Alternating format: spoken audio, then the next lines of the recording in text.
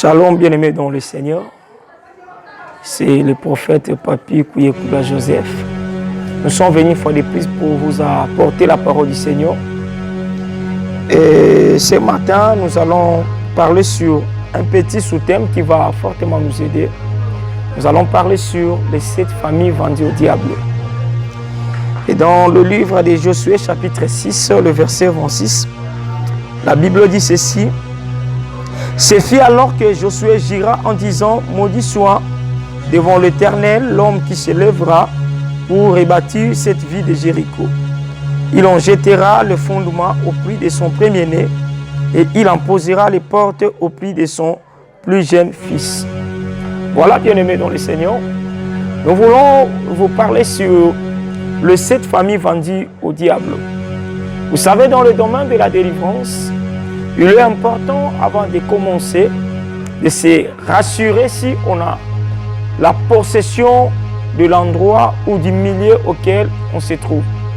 Donc, ceux qui ont se rassuré, c'est ceux qui ont eu possession. Il y a ici aux alliés, au monde où ça est compliqué de délivrance na biso. Il y a un autre sur les 7 parcelles vendues au diable. Les 7 parcelles vendues au diable, qu'est-ce que nous voulons parler là-dedans?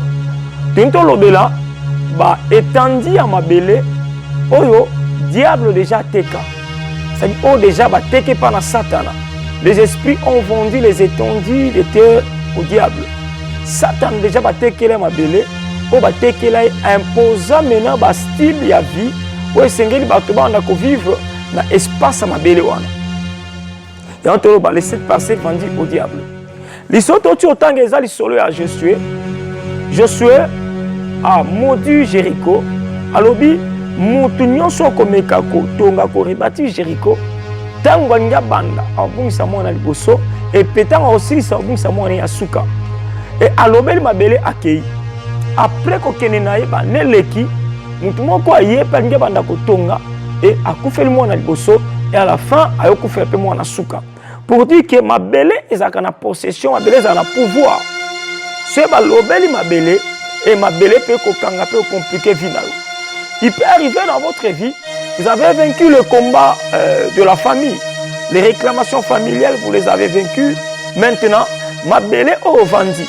Ce que l'on a ngoté aux hyper possession qu'on a ngoté, au monde au banako vivre kaka vie où ils ont imposé Nicolas mabele wana.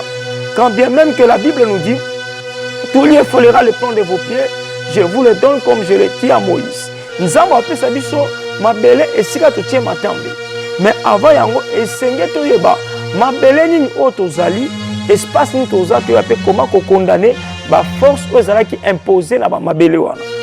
Nde yango monto kolobela sur les 7 parcelles vendues au diable. Cette parcelle représente quoi? Cette parcelle peut représenter les parcelles auxquelles nous habitons, ça peut représenter les avenues, ça peut représenter les quartiers que nous sommes, ça peut représenter les communes que nous sommes. Dans chaque quartier, il y a un pouvoir que le diable a imposé. Dans chaque avenue, il y a un pouvoir que le diable a imposé. Et dans chaque parcelle aussi, il y a un pouvoir imposé par le diable. Maintenant, comment détecter les formes du parcelle et des quartiers que vous vous retrouvez? Et parce qu'avant qu'on soit délivré, c'est le mabele et sengel koyeba type à mabele oyozali. Type à quartier oyozali, petit avenue oyozali. Tobanda na parcelle. On a 7 sortes de parcelles où le diable a imposé des histoires. C'est-à-dire les esprits, les premiers occupants du quartier, de l'avenue, de la ville, du commune, ont pu vendre. Ils ont vendu la ville au diable. Ils ont fait des déclarations, des alliances avec le diable, afin que les gens qui viendront après, batubanda subi alliance au bango salana satana. Nous avons Josué à laquelle qui m'a belé ma bé. À laquelle ma belle et Nzamba créé qui yango et bateau ba comme koleka ma belle on a sans le savoir banda ko vivre kaka so ya maloba e kangama ki na ma belle o Josué alobaki yango pe na ba quartier to vanda na ba vente to vanda na ma pang to zo vanda et ça la peine na biloko o eza imposé et ça la peine na ba style de vie o ba tchana ba ma belle o ba tchana ba quartier o esengi bateau ba kotuana ba banda ko bika ba biloko wana. Et parmi ces parcelles, nous allons commencer par la première parcelle. On l'appelle la parcelle prison. La parcelle prison, c'est quoi? C'est une parcelle ou un quartier ou une avenue qui est considéré comme une avenue de la condamnation ou un quartier de la condamnation ou une parcelle de la condamnation. Comment vous allez remarquer que cette parcelle est une parcelle prison? Premièrement, dès que vous êtes entré dans cette parcelle, au moment que Makambunyon se commis KO, tout est devenu confiné. Mbongo, Moussala, Libala, Nyon se commis confiné. Donc c'est une parcelle où tout est en prisonnier. Même vos santé deviendront prisonniers. Donc Nyon se commis prisonnier. Il y a Kokangama. Moussala bino Kangama. Mbongo Kangama. Ma santé est Kangama. Ma balle est Kangama. Parce que c'est une parcelle prison. Et ça nous parle de Obatmakotaka, ok, puis on va Macao. Par-dessus le pan Batmakotaka, ok, la Macao. Et ça, quartier, mon so côté, ok. Au côté de la quartier, na Moussala na yo. Au côté de la quartier, na Libala na yo. Au côté de la quartier, na Lupangwana.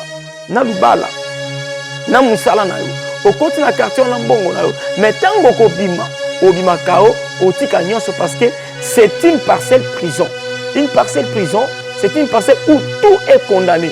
Tout ce que vous pouvez faire est condamné. Au moment où vous remarquez que quand on a parcelle, tout ce que vous faites ne marche pas. Même Moussala et Koufa, même les balles au côté de l'Ibal, mais Bando côté de l'Ibal, les Kabwana, les balles Sila, les balles Koufa. Pourquoi? Parce que la parcelle, les gens ont l'esprit qui possession et dominant qui avant eux. Et imposant Maloba. Maloba, Bakabela, le Pangwana a l'esprit que Eza le Pangmoko ya Boloko. Oh, motonio soit kokota, à vivre la vie à condamnation. Vie à Batoma na katia Boloko. Comment est la vie des gens qui sont dans la prison? Moutou dans la katia prison, il dépendre de mon côté. Celui qui est dans la prison doit dépendre que des autres. Il y a qui dépendre de mon côté. Voilà, dans ma belle ou on appelle et ça va parcelle. Bah venir au côté, au moni vino et comme kokokana, na vie à Batunio sur bana quartier. Au remarqué quartier au côté, tous les gens ne travaillent pas. Au côté quartier Moko, tout le monde ne se marie pas. Au côté quartier Moko, au monde abattu nyon se fait la camibale. Donc c'est un quartier ou une parcelle prison. Vous n'avez pas au côté ok, au Makakao, au côté la Mbongo, au côté la Moussala, mais quand vous allez sortir KO. C'est une parcelle prison. Alors et sur le plan spirituel, qu'est-ce que vous allez commencer à remarquer? Au bandako remarquer boy. Na bandoto na yo na parcelle prison na bandoto na yo ondolota trop esika bozaki liboso ole olota lupango wana boza mais olota mingi esika bozalaka liboso et na bandoto no on appelle kolota mingi bamsu aussi c'est déjà classe oza déjà diplômé licencié mais ozolota déjà tant ozaki na école primaire ozaki na signe des humanités ozota makambo akala ba camarades akala vous prenez tous ces songes. Ça montre que votre vie est confinée. Vie est avancée parce qu'il n'y a plus une actualité future. Actualité au Seigneur le tableau quoi c'est exacté makambo Seigneur au vivre et ça makambo les kawana. Vie n'est comme condamnée, vie est comme bloquée. Dans la parcelle prison, rien ne marche. Dans la parcelle prison, les gens ne se marient pas. Il y a des quartiers comme ça où les démons ont confié les quartiers au diable. Ils ont dit au diable, ou les gens qui ont habité les quartiers avant nous, ils ont confié le quartier au diable en disant que dans ces quartiers, les gens vont entrer, ok, mais ils ne vont pas sortir avec quelque chose. Ceux qui entreront vers le mariage sortiront sans mariage. Ceux qui entreront vers le travail sortiront sans travail. C'est pour cela que vous allez remarquer, il y a certaines parcelles. Tout le monde qui entre dans cette parcelle, ils ne travaillent plus. Même s'ils avaient des travails, même s'ils étaient entrés en couple, vous allez remarquer qu'il y aura toujours la séparation. Pourquoi? Parce que c'est une parcelle prison. Une parcelle qui est appelée à condamner la vie des gens, à empêcher les gens de vivre la gloire, de vivre le bonheur. C'est une parcelle prison. Ça, c'est la première parcelle. J'ai dit, on l'appelle parcelle pourquoi? C'est une étendue du terre. Ça peut être une avenue, ça peut être un quartier, ça peut être une parcelle. Alors, on l'appelle la parcelle. Une parcelle prison. C'est une parcelle où tout est condamné, où tout ne marche pas, où le diable a confiné toutes choses. Ou même si vous osez faire un effort dans la vie, vous rentrez toujours au point de départ. Vous ne comprenez pas. Depuis que vous êtes dans cette parcelle, rien ne marche. Vos affaires, et Koufi, Moussala, et Koufi, santé et bébé, c'est la parcelle prison. Deuxième type de parcelle où nous devons prendre la possession. C'est la parcelle noire. La parcelle noire, c'est quoi? On peut dire la parcelle noire, le quartier noir, l'avenue noire. Donc, quand on parle de la parcelle, on voit l'étendue de terre que le diable a livré. Avant que vous puissiez habiter cette maison, il y a des gens qui ont habité avant vous. Et il y a des gens qui ont confié nos espaces de terre au diable. Ils ont conclu les alliances avec le diable en leur disant que désormais ces quartiers, ça sera un quartier noir, une avenue noire. Qu'est-ce que vous allez remarquer dans cette parcelle noire? Vous allez remarquer quelque chose. C'est une parcelle noire est une parcelle qui est dominée sous le pouvoir de la sorcellerie. Vous voyez qu'il y a une présence forte de la sécheresse. Bokaukeza makasi. Bando kota lupangwana okuta na bokauki moko ozo comprendre te.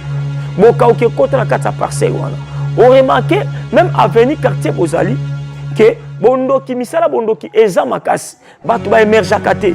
Lupangwana koti mapangu musu batu baza bien.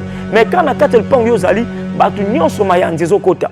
Bato mona santé na boma kwanza mayanje kota ka batu lupangu wana. On remarque avenue Boza batu mayanzi na makolo batu makwanza batu croissance za normalité ba via batu za normalité ba via batu za conforme lo lenge moko ça dit pouvoir abondo kezali banda bokoti na parcelle wana nyonso esimbate na kati ya parcelle wana bandoto mabe mona ka ba manifestation physique ba mbwa bazo ko chumbola mapango mabuna mapango chaque jour c'est bolali ba nyao na batol bazo tambola batol. C'est une parcelle noire où il y a la présence élevée de la sorcellerie. Oh, ici, la présence de la sorcellerie, les gens ne peuvent pas émerger, ils va avancer, donc la présence de la sorcellerie va tout confiner. Et quand ma camion se connaît, ça tout, et qu'on détruit ma camion. La parcelle noire, c'est une parcelle où il y a la présence élevée de la sorcellerie. Nous devons être en mesure de prendre la possession sur l'espace du sol. Ma belle chose, c'est possession. Oko longa notre combat famille. Oko longa combat, il y a des réclamations. Mais ce qui m'a belé, aussi possession, qui m'a belé, aux vanda, tu seras maintenant dominé par le pouvoir de ces sols. Oh, bah, l'obal koloma belane et banako dominé. Yango au monde bando zawana. Yakata parcelle wana. Bando bakona maladie moko à salité. Exemple, ben épilepsie. Banako bela maladie andekete. Maladie mabozaki nangote. Mais koti katsabana. Pourquoi vous êtes dans une parcelle noire? Une parcelle où il y a la présence élevée de la sorcellerie. Yango na bandoto na mino butu. O bandoto bandoko ta na parcelle wana. Lota watu bakufa. Yo bandoto na yo. Ota akabatu bakufa. Na bandoto na yo. Osotaka ozolia. Ça montre que tu es dans une parcelle noire, une parcelle où il y a le pouvoir de la sorcellerie élevé. C'est ça la parcelle noire. Alors, nous devons maintenant comprendre quel type de parcelle que nous sommes. Au moins, au côté de la parcelle, mais comment la parcelle. Pourquoi? Il y a le pouvoir élevé de la sorcellerie. Troisième parcelle, c'est la parcelle pharmacie. La parcelle pharmacie, c'est quoi? C'est une parcelle où on a imposé le diable, les esprits. On a vendu l'espace là de terre aux démons, afin que les démons installent un style de la maladie, installent un esprit de la maladie. Dans la parcelle prison, pharmacie, qu'est-ce que vous allez remarquer? Bando kota lupangwana, obebi saka mbongo. Na kasa lupang oyo kota na mbongo kendaka na bakisi. Donc bana bazala kimiate. Malade se répète du jour au lendemain. Et ça sort du salaire bas. Aussi bika mbongo. Mbongo il faut qu'il n'a pas dépense à qui sabana. Mbongo il faut qu'il n'a maladie mon kobana ba okoya. Bana ba kona maladie mon komika okoma so zimbongo. Faut mbongo bimana maladie wana. Ça montre c'est une parcelle pharmacie. Bando kota lupangwana yona bana bokoma ko bela bela. Batu nyonso bakota na parcelle wana ba bela aka toujours. Pourquoi? Parce que les esprits qui sont installés dans cette parcelle ont besoin de gaspiller de cet argent. Pendant que vous allez commencer à gaspiller l'argent en payant le médicament, en traitant les enfants ou vous-même, et l'esprit se nourrit. Pourquoi? Parce que batekela bango lupanguana, batekela bango quartier, batekela bango avenue et maintenant sont en train de dominer. Ils imposent un pouvoir. Et ceux qui ont eu possession de la pouvoir ôté, on va remarquer babiloko et comme ils kolanda vina vino makambo esimbate mbongo nyonso osalaka mosala na yo okozwa salaire na fin du mois posala quelque chose okokosala eloko te mbongo nyonso ozwa bana malade ekomi répétitif malade akose répété mwana abeli lelo abeli lobi yo moko mokobela ozo comprendre que tout est sur sa maladie wana. Ça montre la parcelle lupangu a été une parcelle pharmacie, une parcelle auquel on a soumis les esprits. Babisa ba milimo ke bato so bakota kata lupangu oyo bavanda kimia te ba santé na bango za la kimia te ba belaka toujours. Et lupangu abongo so koti on demande ba manifestation ba maladie ils ont se répéter au cause de traitement aussi traitement sili même maladie et bandé l'ami o remarquer ngo na répétition ba maladie aussi ba traitement bana ba so ba traitement mais ba maladie on les a ko se répéter. Et comment pour remarquer ce que ça par cette pharmacie malade wana ya kaka mingi so comme pembe no zo mbongo ou bien so bwana mbongo au mona malade wana ye et beti soit yo soit moi si mobile ou soit bana et beti enfin que mbongo bima. Donc c'est une parcelle où l'argent ne peut pas rester. C'est une parcelle où tout ce que vous travaillez doit partir dans bakisi. Bakoti que l'on va ouvrir à mbongo. Bakoti que l'on ulibala. Mais parcelle wana mbongo no et ndo bimaka na makambo te bakisi. Ndo mona situation malade. C'est une parcelle pharmacie. Alors, ce qu'on dit possession en côté, on demande au bon de la cas. Mais, malade est n'y la fin. Bando kangama obelo sala 15 ans. Malade est se répète du jour au lendemain. Bah qui sozozoa et l'autre aussi makate. Pourquoi? On détecte tes formes, il y a parcelle et si causali. Type à parcelle aux parcelle aux ana et parcelle prison. Même si il y a bien en côté parcelle pardon, et parcelle pharmacie. Yo y bien côté que ça par ces pharmacies. Maintenant, ça va vous créer des ennuis très graves dans votre vie. Malade demande à se répéter. Ils ont se répéter, enfin que au cas qu'on s'organise dans vie. Voilà, le diable est prêt et le diable est patient. S'il veut détruire notre vie, il passe par plusieurs chemins pour pouvoir nous détruire. Alors, le sol, sont aussi pouvoir à ma belle et sikosali. Yaya, bisiko vana ba olongayo. Nous devons d'abord commencer à prendre la possession de la bisika auto-vendi. Pour ce que nous avons possession, l'esprit au quotidien le pangouana, l'esprit au quotidien venu, au quotidien quartier et qu'on s'impose le konayo. Tant que qu'on s'impose, on va vivre dans le rythme et sika au quotidien. Yango c'est déconseillé aux enfants de Dieu de fréquenter une maison où on n'a pas fait encore la prière. Observez la prière au quotidien ndaku. Oza ko futela bel pango sombi ba bondeli pona ngote oké kota mbongo et somba esprit et loko ko chasser l'esprit mabe et ça ka prière et ça ka prière quand vous priez au nom de Jésus et l'esprit oza ka installé et ko tika territoire to esika oyo ovandi yango bezo ba bisika botie matambe na pesi binango na possession nzamba opesa biso azolo ba komezo ba ke vous connaîtrez la vérité et la vérité vous affranchira. Pourquoi Nzambe a parvenu à Josué que tout lieu folera le plan de tes pieds, je te les donnerai comme je l'ai donné à Moïse. Parce que Nzamba yebaki partout monani Josué côté mabele et ça n'avait esprit aux qui imposé et maloba o loba mal koloba mabele. Ce qui Josué qui musala Nzambe alobela mabele makambo salama bakufa à cause de maloba kangama na mabele. Et pourquoi pas maintenant les diables? Et bateau va vivre le bosso na biso. Tu évites nini baloba na mabele. Lupang ozova na bamsusu. Ozam tel bosote. Bateau va le cas déjà place wana. Maloba ni baloba na lupango wana. Comment basomba lupango wana? Quartier ozovanda, avenue ozovanda. Quelles sont les choses qui ont été dites sur ces quartiers, sur cette avenue, sur cette parcelle?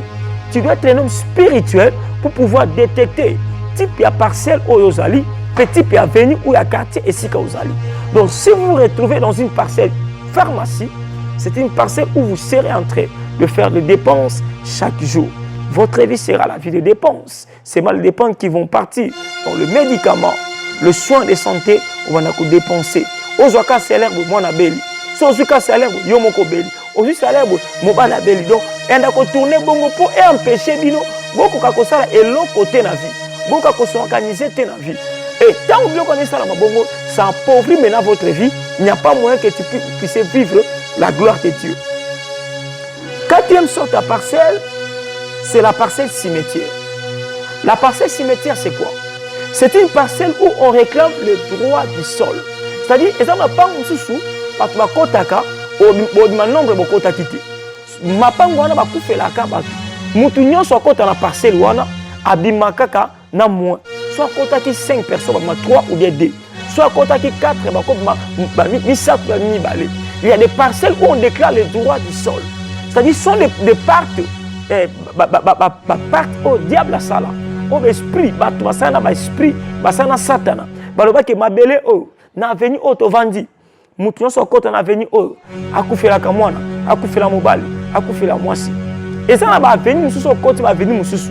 O remarqué okoti a venu wana, au mona basi nyonso batika ba veuve. Mibali bakufa. La majorité basi bakufela mibali. Et ça ba pasi mususu ba mampango mususu okoti lupango wana. So okoti batu nyonso baleka na lupango wana bakufela bana, soit bakufela batu. Donc ce sont des parcelles pharmacie où on a imposé un style de vie, où on a imposé des esprits. Il y a des paroles qui ont été imposées enfin de commencer à détruire ma vie à Banazambe et détruire ma vie à Batu. Baloba maloba kena lupango mutu so côté fatika droit mpako mabele. Il faut tika mpako mon mabele. Oko bima bongo te so kufeli mwana te. Eza mapango so koti. So kufeli mobalité mo bimezate. Eza mapango so koti. So okufeli mwasi te mo ezate. Donc les parcelles pharmacie, pardon, les parcelles cimetières. Mapango oyo ekundaka ka batu. Banda boya na venu wana bokoma kolela. Obungisi batu na venu wana. Batu nyonso bakota na venu wana bien na quartier wana bakufela toujours. Na quartier wana moi le kakate bien venir moi le kakate sans que balela ebebe. Na lupango wana ba locataire nyonso bakotaka bakufela ka bana. Bana bakufa soit mobile, soit mwasi bakufela ka bana. Ce sont les parcelles cimetières. Ce pouvoir provient du diable. Le diable a imposé un pouvoir. Le col a confié, déjà ma belle n'est pas Satan. Elle ça Satan, elle ça diable. Qui n'a étendu ma belle oh. Moutounion soit vent ma belle oh joyeux. Oh à côté ma belle oh joyeux. Sur ma côté 5, yo joie droit ya ma belle. Yango mon ma pangu susu. Batu bakota kate. Pour so côté du pangu susu. Batu so ba leka wana ndako wana. Bakufela ka bana, bakufela batu. Ce sont des parcelles cimetières. Les parcelles cimetières. Alors, tant qu'enfant de Dieu, nous devons prendre la possession. Jéricho est comme un parcelle cimetière. Depuis le jour où Josué Télémi a maudit Jéricho, alors il montonio soit kodeka Téléma, a tongana kacha Jéricho, soka nya banda kufela mwana liboso. Et tant aussi dit ça, a kufela mwana suka, a laquelle Jéricho. Jéricho c'est comme un parcelle cimetière. C'est-à-dire montonio soit novana Jéricho, a mabongo te soit akundi mwana te. C'est pour cela nous conseillons partout au Kozala, au niveau Kotandaka Kofutila, au Sombi le Pango, au Kota Vimo Songo le Pakala, Benga Pasala Nzambe, va prier pour avoir possession ici qu'on va pésanguer Panayo. Yangozo mon Nzambe, na Josué, Abi, tout lieu folera le plan de tes pieds, il te sera accordé. Je te les donnerai. C'est-à-dire, na eu possession. Nzambe a bondi pour ma belle il y a Josué. Bisika Josué a Tambola. Yemo Kadio bondi là. Abina ozo a possession. Bisika batia balaka, batia prison, batia kindoki, batia pharmacie, batia cimetière. Pour ma belle sur moi dans tambo, la pêche la possession. Et nous aussi, nous devons prendre la possession du sol. Et na parcelle cimetière, qu'est-ce que vous allez commencer à remarquer sur le plan spirituel, sur le plan moko, bato alotaka, bandoto bato bakufa. Eza bandoto se répétaka du jour au lendemain. Donc na lupango wana bandoto mingi bato azwaka eza bandoto bato bakufa. Bato bakufa kaka. Boso wana bato akala. Bandoto mso malamu yaka penate. Mais oyaka se répétaka de manière régulière. Ce sont les songes ya bato bakufa. Parcelle cimetière, une parcelle ozomona bato bazokunda. Anele kakate so lupango wana bakundite. Moi ici la tese na quartier na bakundite. Moi ici la tese na avenir bakundite. Une parcelle cimetière. Cinquième type de parcelle. La parcelle enflammée. La parcelle enflammée, c'est quoi? C'est une parcelle où ezana makelele. Diable a créé à te kango pas satana. Nous panguana to avento quartier et nous aga quartier moko ya makelele. Trouble ndoko zala. Yango mona ezaba mapangu mususu. Bitumba to ko sone ko banda esika mususu mais eyo suka kana lupangu na bino. Bato bakona sona quelque part mais siège bitumba et suka kana lupangu na bino. parcelle enflammée, c'est une parcelle de bruit. Il y a ma kelele, il y a ma kelele à tout moment. Et ça, le pas il y a moto, il y a chaleur, il y a toujours ma kelele, et ça n'a kimiaté. Pourquoi diable a ça la bongo? Au travers ma kelele, ça la mana, diable a zo côte, a zo fongo la porte pour anda ko imposer, abana ko détruire ma vie à bateau. Abana ko détruire parce que si ma kelele fongwami, bato zo bunda, ko soine zo kota. Et ça, le pas comme on ko soine za chaque jour. Bitumbe za chaque jour. Au monde même moi na obeta papa naï. Au monde la parcelle bloc moi c'est créé dans la parcelle où on a enflammé. Qu'est-ce que vous allez remarquer? Ce sont les parcelles où vous allez remarquer moi na ça va passer moi na azawana a coli déjà bana ba coli baba nisika mo na ba boti na bango bana ba boti na ndaka ba boti na bango mibala bana ba yeka na kati le pango wana. Donc ce sont des parcelles enflammées, les parcelles de feu, les pango ya makelele. Oh mama na bana ba coli na ba boti na kati le pango bazaka toujours wana mibana mo bazapeka wana basta mon kaka wana na bana bango wana. Donc ba bazepeli au mona parcelle moko o ya makelele, une même famille mais banzungu balambela keza différente. Makelele za ka tongo midi pourquoi makelele wana pour pesa satana accès satana kotaka à chaque fois makelele salama satana zo kota azo détruire ba destiné bato bazana kati le pango wana to na kati quartier wana yana ba quartier musubo kota yana ba quartier bitumba ba quartier wana bitumba za chaque jour et ça répéter quartier bitumba et na quartier bongo diable fongo la porte a même batunyo sur na kati distraction a bandis ko dominer ko imposer ba biloko lingi na kati ya bato. Pourquoi? Parce qu'ils sont dans la parcelle enflammée. Il y a makelele. Donc, la carte parcelle enflammée. Et ça, c'est terrible. Bitumba, maman, moi, ma zobunda. Donc, tu vas sortir ça, ta famille, moko. Moko, sauvage, c'est pas ça. Kosuana, à tout moment, il se passe.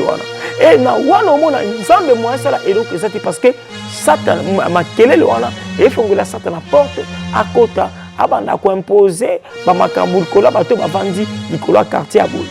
Tout le colo a venu au bel colo pango. La parcelle enflammée. Le pango makelele si la kate. Le pango ka makelele zalakia. Le pango ba beti mutu ba soki si mutu ba kati mutu. Bitumbeko banda quelque part.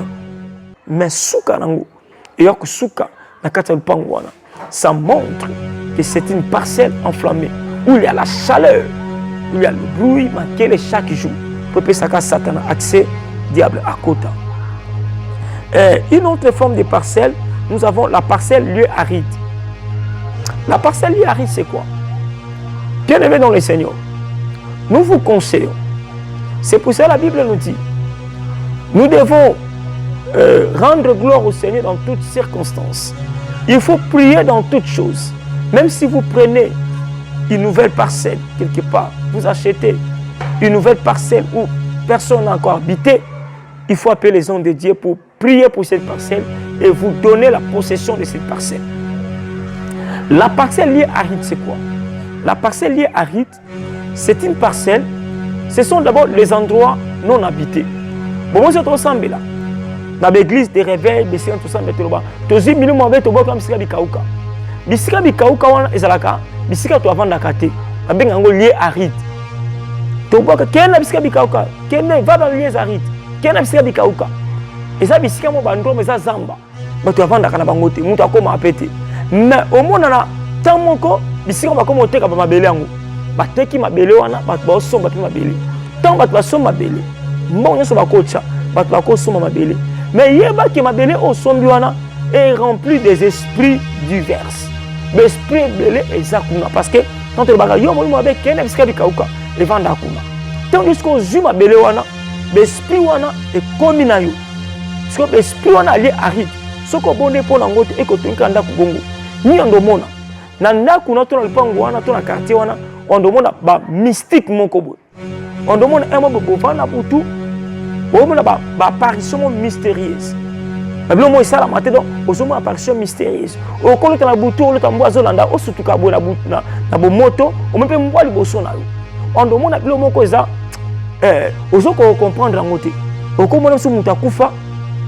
Mais il y a une moto. On a les questions de on a moto déjà. Donc apparition on comprendre. On comprendre. Dernièrement, comment tu partages nanga? Robi, quand on a fait il y a des années. Mais qu'est-ce qui s'est passé? Alors que nous sommes des locaux.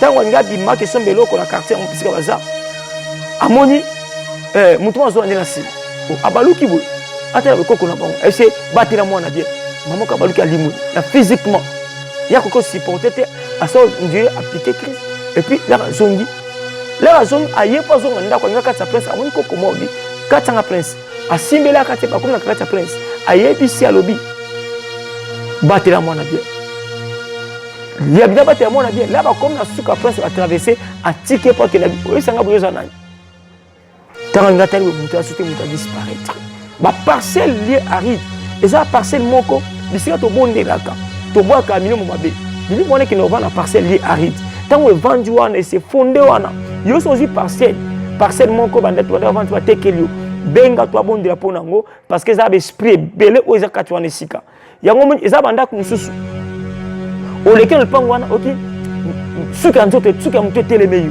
et télémio ok même chaque des poules sont des parcelles liées à il y a la présence des mauvais esprits et ça pendant qu'on soit dans la maison inachevée au collègue dans nzela wana et bon senti pena que présence à l'esprit mabé et ça va parcelle wana c'est-à-dire il y a la présence de plusieurs esprits qui ont occupé le territoire alors et c'est un bon d'apport dans une position que le local wana on connaît l'esprit wana bien on parcelle liée à ride ba parcelle à bongo souvent na parcelle à bongo et ça makamoka de ça mapona ni de ça mapona au monde ba réalité mutu muso aboti mona kisimbi parce que on mona ka makambo eza mystérieux tu vas commencer à vivre le mystère naissance homme sur makambo te nozala compliqué au mona mona boti mutu za zem au mona pas zem ezo longwaka banda kota pardon lupango wana ba zem longwaka na quartier wana ba ba zem longwa bango au monde bilo mozo salama ozo comprendre ngote au ka phénomène mutake bota aboti kisimbi ou bien aboti babilo mo bimi na nzoto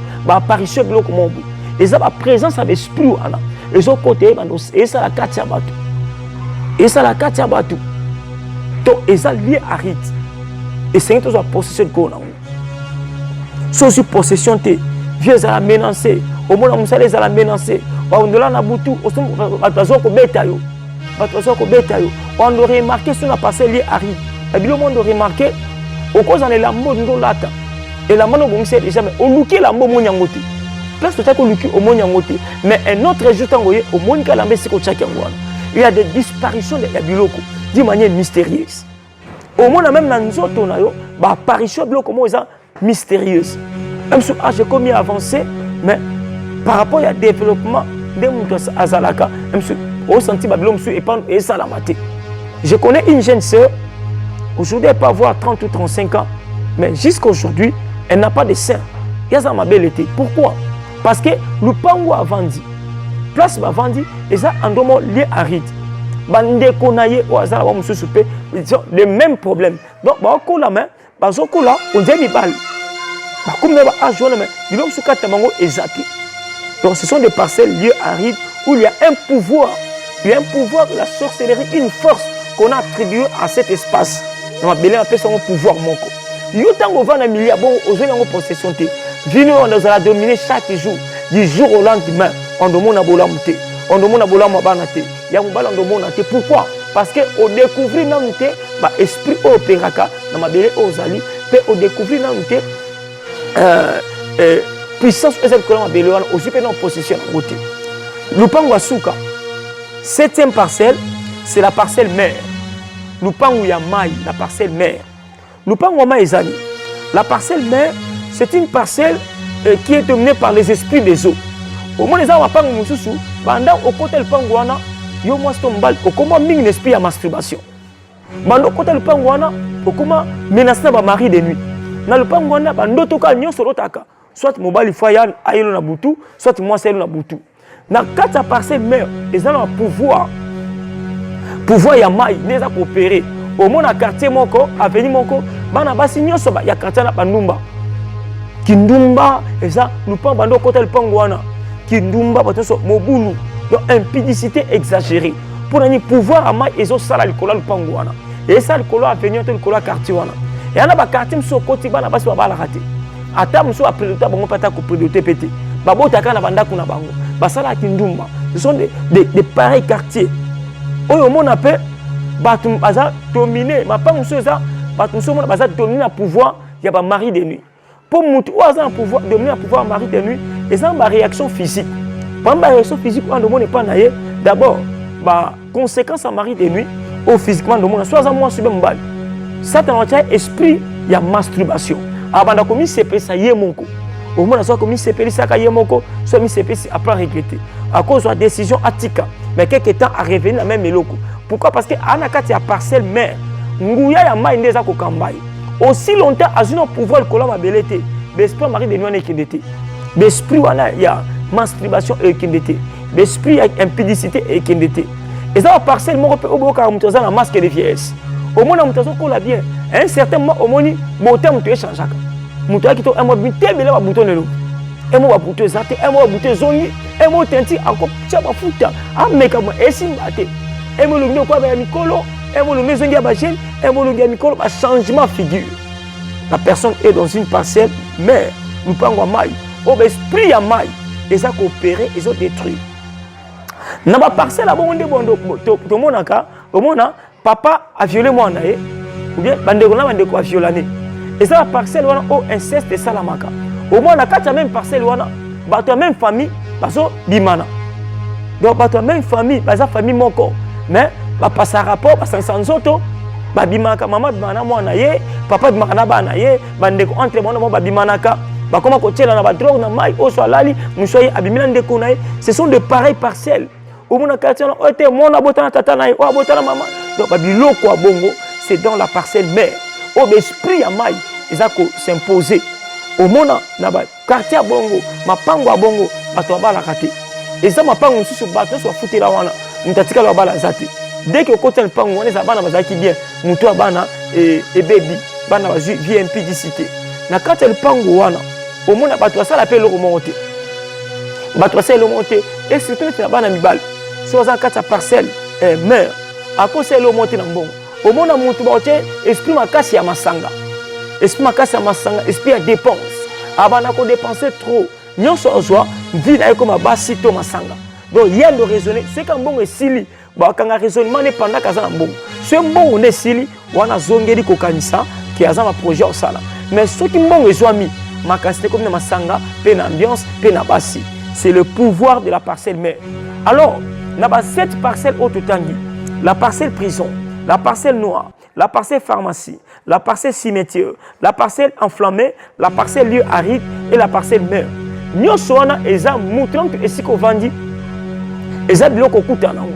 Mais si quand ça avant de vendre, et on a pas de vendre ma pangwana, et on a pas de vendre avenue aux alliés, et on a pas de vendre quartier aux alliés.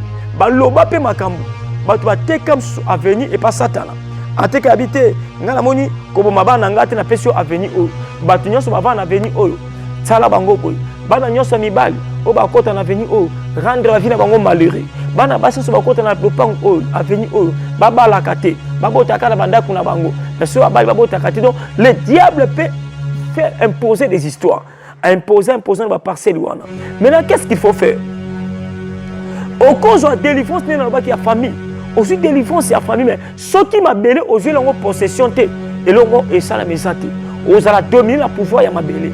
Yango moni nzamba ka kotika Josué akendete abina Josué tous les folera le plan de tes pieds je te les donne comme je l'ai dit à Moïse abina Josué ko personne ma belle c'est-à-dire Dieu a prié pour le sable l'espace de terre de Josué enfin que ma belle mon ko est compliqué Josué était maintenant le balande comment na moya lelo ma belle est si qu'on vend c'est possible aux lango possession joie possession tant que joie possession ma belle et la kisibwe bando o ba opéra na venir na yo il faut yo ozali ko na bango ozala possession ko na bango maloba o baloba na venir na lupango oyo koti na quartier ozali il faut yo ozali ko la maloba wana ozi possession ma belle o wana ko imposer bilo musu ko la ma belle wana ozali o loba na ma belle o ngala ko sala na ma belle o ngala ko longa na ma belle o ngala ko bota pamba te bible zo loba les produits de vos entrailles sera béni. Bambouma, ya mabuna seko pambwama, pe ya misala seko pambwama. Yo sengeli o pambola mabele o bondela, ozo possession mabele. Bisiko zo sanzambe, quartier nazali, non vivre loi ya quartier te. Nana zala rescapé, ya bateau bakangama na kati quartier. Donc non vivre loi ya la parcelle te, ya veni pe non vivre en côté. Quand vous faites cette prière, oui c'est ensemble. Et ça parcelle prison. Nabi ke lupango bato bakota ka ba makao. Nabi que le pango est le pango de à sorcellerie. Si votre continuer ce kaouki. Nabi que ça parcelle pharmacie. Si vous continuez mon nabi nyoso et comme il y a une dépense. Nabi que ça parcelle cimetière. Parce que makunda kabatu. Mais nenga na koti nous pango koto sangai. Non kunda mutute. Non dépenser mon maladie. Si tu prends l'autorité, ma belle koto sayo. J'aimerais dire à chacun de nous, aux enfants de Dieu, c'est le temps de prendre la possession sur la terre auquel vous êtes. Il est temps et c'est possible que vous puissiez vaincre les paroles que les esprits ont prononcées, les paroles que les sorciers ont prononcées, les contrats qu'ils ont fait avec le diable. C'est possible que vous vaincre aussi le Coran. C'est seulement quand tu vas te lever et réclamer la possession de ces lieux. Arrêtez aux foot là. Mais endroit nous avons lobby. Bisika totie matambe et pesame libiso. Et pour nous avoir riche à lobby, nul ne tiendra devant toi tant que tu vivras. Tu dois être confiant. Il faut savoir la confiance ensemble. Que ma belle, oh yo vandi, ma belle ne kolonga yo te yondo ko imposer ma belle. Yondo koloba ma belle ko tosa yo. Yondo ma belle na okobala. Yondo ma belle na okobota. Na ma belle na okosala. Na ma belle na okomata. Réalité oyo comme la bato ma belle wana. Ma belle kunda ka bato yo ko kunda yo te. Ma belle oyo e misa bato kao yo ko misa o kao te. Ma belle oyo e limu isaka bato yo ko limu sote. Okoloba ma belle tu déclares sur ma belle wana dit yo lupangu yo avenir yo quartier. Na ju possession likona yo. Wana pouvoir ça na ngaite. Voilà ce qui était un peu notre partage de ce matin sur les 7 parcelles vendues au diable. J'aimerais que là où nous sommes, nous puissions prendre la possession sur cette parcelle. La parcelle n'est pas Satan. C'est la déclaration au Nangai. Le Seigneur Jésus, Kobanda Lelo, n'a eu décision. Nicolas vit Nangai. Ma belle au Pessingai. Et comme il a possession Nangai. Esprit mon côté. Et qu'on influence Nangai. Et ça la combo nyonso. Ma pesa na ma belle oyo. Et ça la parcelle prison. Parcelle pharmacie, parcelle noire, parcelle cimetière, parcelle lieu aride, parcelle enflammée, parcelle mer, ngouya parcelle mon côté, et kolongangai. Na ju possession ma belle, kobanda lelo, na longa la ma belle, et loko mon côté melangaite, kufa eza musika nangai, na zwa victoire, likola ma belle onzamba pesingai, lobangai. Nako bonga ma belle o nako fongwa ma belle o pe nako pambola ma belle o malédiction quitter ma belle o et comment ngate pe libota na ngaite. Amen. Voilà, bien-aimés dans le Seigneur, c'était ça notre petite exhortation.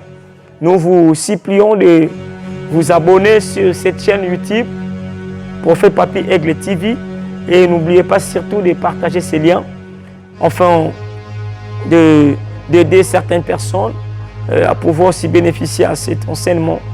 Ça sera une très bonne chose et ça sera aussi de l'évangélisation de votre part. Voilà, nous vous disons merci et restez toujours branchés sur notre chaîne YouTube. Que le Seigneur vous bénisse.